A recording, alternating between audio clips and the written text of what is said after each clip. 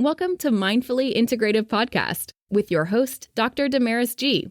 Mindfully Integrative is a podcast discussing ways toward mindfully incorporating integrative health into our lives. This podcast will have informative resources, fun topics, interviews, and discussions relatable for today with a true mindful perspective in a mind-body, holistic life approach. Hey, how are you? This is Damaris, Grossman, Integrative Perspective Science. So, I am talking about today's topic is on estrogen dominance. Hi, estrogen. What's up? Thanks for coming in. Appreciate you. So, what exactly does it mean? What is estrogen? And it's a hormone, obviously, that are in men and women. It's like a normal level. Why does it change? What are reasonings for that? And that depends, right? Most of the time, it's high or low will cause different issues for individuals. You always want everything to balance, but with life and things, it changes, right? But it's still a hormone that men and women have. So its main purpose is consisted of three components. So estrogen is consistent of estrogen 1, 2, and 3, estradiol, estrone, and estriol. It's primarily produced by the ovaries, but it actually starts from the brain, signals, and produced out from the adrenal glands and small parts of the adrenal glands, which also produce it. It's for reproductive health. Menstrual cycles helps with bone strength, heart health. It helps with the overall, mostly women that have it higher. Hi, Adriana. Thanks for coming in. The main purpose is for reproduction, right? For menstrual cycle, for stimulating the female urine lining to help support if you're in pregnancy. That's the main purpose, right?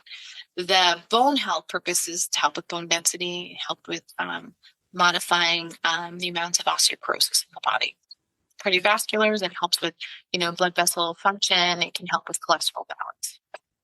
Brain and mood, it will help with building better neurotransmitters of serotonin and affecting the mood and memory. And in general, it can also build up more collagen and hydration to help with hair growth and biotin and other balances. Now, when it's off balance, like anything, when we're talking about a balance, high or low, when it's too low, it's usually more common, obviously, those that are going toward a perimenopause, menopausal state, and or after childbirth. The can also be caused due to high exercise individuals, people with eating disorders, medical conditions, and symptoms. Symptoms that would usually be a cause would be you'll have like mood disturbances, irregular periods, hot flashes. Women say that bothers them more, moods, and then female just dryness and just itching. That's an issue. Now, I've found that more people are usually higher estrogen now with the amount of changes in the environment and our foods. And higher estrogen actually happens with those individuals that are more obese, those individuals with fatty liver problems, those individuals that have PCOS or some metabolic health issue, or even tumors in certain areas in the adrenals in the different parts of the body. And it may cause excess other hormones like androgen excess or testosterone lowering, breast tenderness. You could actually end up having heavier periods, irregular, and mood swings again. So not so fun. Now, ways to improve it. Key components that usually will be beneficial is obviously lifestyle changes. Now, how do you change or how do you check for it? So initially, when I'm looking for someone that may have possible, irregularities due to their estrogen, I want them to work on the lifestyle changes. And, the root cause of that usually has to do with their not sleeping properly, their dietary changes, their stress levels have changed, and their physical activity has changed. That means they have not increased their fiber at all. And how to do that. It's actually pretty simple stuff. It's really basic beginner things that you can do. You're going to increase your fiber. You're going to get some cruciferous vegetables in, things like cauliflower, broccoli, Brussels sprouts, kale, even those little mini bean sprouts.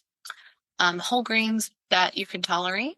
Supporting liver function. Now, liver function, I talk a ton about this, about leafy greens, spinach, arugula, Swiss chard, detoxifying the body and trying to eliminate excess estrogen. Now, you detoxify the liver by cleaning it out and eating the right stuff. So that's what it, comes down to. Phytoestrogens to help get rid of the estrogen, fight away estrogen. Getting rid of good ones are like flax seeds. Hi, how are you, Auntie? I'm going to connect with you. Oh, I do have you on. Oh, you are 51. Divorce. Putting me first. Love that. Lifestyle, fashion, empty. Thanks for coming in. Appreciate you. So how do you use those phytoestrogens? So phytoestrogens are fight, even though that's not what it's not literally fight, it's phytoestrogen, and we're going to fight away the excess estrogen in the body. Things are like flax seeds that helps balance the estrogen amounts. Soy products, but I don't really like too much soy, so I wouldn't necessarily recommend that. Avoiding excess sugars and processed foods. That's almost with anything, really. Higher fatty, sugary things can always cause a imbalance in metabolic issues. Healthier fats, try to consume that, like omega-3s, salmon, sardines, walnuts, avocados, omegas. And then when you're trying to reduce alcohol intake. So I'm not a drinker, I don't drink. Hey, how's it going? Nice to meet you. Thanks for coming in. I really appreciate it. I really appreciate you even stopping in. So think of it like no drinking, nothing like that. I don't consume alcohol anymore. I use these like mocktail kind of things now, at different companies that I recommend that I love to, if I want to go out and still have some time with my friends, I will have these mocktails or seltzers and stuff like that, because I would like my liver to last me until I'm in my 90s, and I want to be the best version of myself. It doesn't mean that drinking is it's just, for me, I'd like to keep everything kind of, more chill. Hey, how's it going, Lexi? Thanks for coming in. If you come in, I'm going to follow you. So I appreciate it. So lifestyle management when it comes to balancing out your estrogen. Exercise, physical exercise for you, that can mean anything from walking to high intensity to mid intensity, depending upon your age, and then modifying it like a yoga Pilates for relaxation and hormone balance, and improving your circulation. I'm always a big fan of stress management in anything. So I say, finding a mindful way each and every day can make a difference in your day. It really can. Just one little thing can change your perspective. Now, weight management. Now, lowering your weight, you can use weights. You can work on nutrition. Keep on your excess fat will hold in more estrogen. So that's why you kind of get more of that belly, and you get more of the in the hips. So trying to get rid of that will lower the estrogen levels. That's why those with low estrogen usually are like when they're too low, there's usually some sort of deficiency. But most people, when they're at a nice balance, they feel good. So things that you can use if you're not going to supplement with food or lifestyle exercise, you can use supplements. Now, do I think supplements are the only answer? No, but sometimes people need them. Now, there's one called DIM, which is dinodilomethylene. It's a compound that's found actually in vegetables. So if you're going to eat good vegetables, you don't need it. You can consume that. It helps metabolize the estrogen. You can take calcium deglucarate, and that is for supporting detoxification in the liver. And what that does is it's excreted so that it will help excrete the estrogen. Milk thistle is good for a number of things. Men use it for their prostate. Women use it for liver function. And think of it overall, it's helping with the liver function. So you help decrease the liver function, detox the liver. You're going to help with the overall for men or women in their hormone balance. Probiotics can be used pre and pro to help with the overall improving the healthy gut. Omega-3s are always good to just help the surrounding layer of the cells. Magnesium, I love. Everybody, there's so many different types, but in this scenario, it will help improve so you can lower that excess of estrogen. Now, how can you detox yourself from an environmental exposure to estrogen? Now, receipts have estrogen.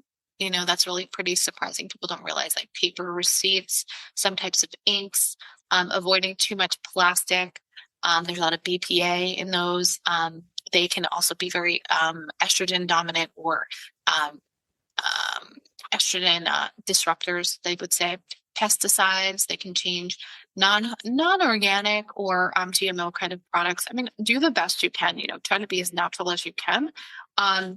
But our environments and I live in New Jersey. If I can say that I'm not in an environmental area, I would be lying to myself. Sorry, but I don't live in Montana. I wish I did. I would probably be living in a nice, clean area. Hi, how are you, Dr. Cliff?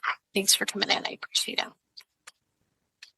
And then support a natural way of detoxifying. So natural ways of detoxifying vary. So detoxification has to do with hydration, sweating, and detoxifying the liver. So how do you hydrate the right way? You add electrolytes as needed.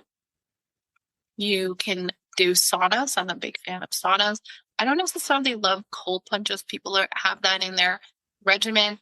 Women, sometimes there's like a varied on that because it can, fluctuate the steroid and the stress levels. So maybe a little bit of a flat, a small short period burst of that. But I'm not necessarily a big fan, especially if you already have high cortisol or you already have like a belly fat or hip and adipose tissue in your hips and in your belly. Most probably you have an estrogen issue. So unfortunately, I'm not a cold plunge fan, but I do like saunas. So that helps with sweating. And then just kind of monitoring some of these things overall. And then again, too, you go and visit a provider that will give you at least a baseline testing. Granted, the hormones do fluctuate during your time of the period, and see. And then also for men too, men have to check their estrogen, their hormone levels, because some of them have a change in the balance of their hormones, and they'll know there's some sort of whether it's too low, too high. So I hope this helps. This is just a quick overview about estrogen dominance and low estrogen in the body. And if you have any additional questions, reach out to me. I'd be glad to help talk with you soon. Thank you for listening to the Mindfully Integrative Show with Dr. Damaris Maria Grossman, family nurse practitioner. This podcast is for informational and educational purposes only and is not to substitute for professional medical advice, diagnose, or treat. Always consult your healthcare provider before making changes to your healthcare routine. Make sure to subscribe so you don't miss an episode. If you enjoyed our show, please support us by leaving a mindful review on Apple Podcasts or your favorite streaming platform. Interested in being a guest or more information? Email us at info@mindfullyintegrative.com. For resources mentioned in the show, visit our website at www.mindfullyintegrative.com. You can also connect mindfully with Dr. Damaris on her social media links found on the site. May your strength and peace guide you to find a mindful way every day. Namaste.